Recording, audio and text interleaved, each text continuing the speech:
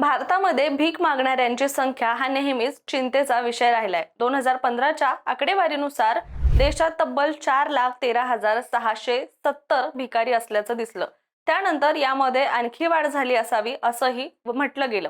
मात्र आता या समस्येवर उपाय काढल्याचं दिसतंय।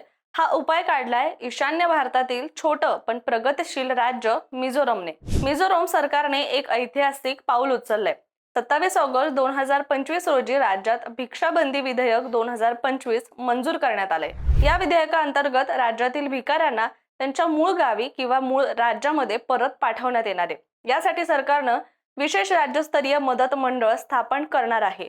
हे मंडळ भिकाऱ्यांसाठी स्वागत केंद्र उभारेल, जिथे त्यांना तात्पुरता आसरा दिला जाईल आणि विशेष म्हणजे 24 तासांच्या आत त्यांना त्यांच्या घरी पाठवलं जाईल। पण या निर्णयामागे त्यांना हाकलून देणं हा हेतू नसून त्यांना स्वावलंबी बनवणं, रोजगाराच्या संधी उपलब्ध करून देणं आणि समाजात परत सन्मानाने उभं करणं हा आहे। मिझोरम सरकारनं भीक मागणं बंद करण्यासोबतच भीक मागण्याची गरजच राहणार नाही अशी परिस्थिती निर्माण करण्याचा निर्धार केलाय।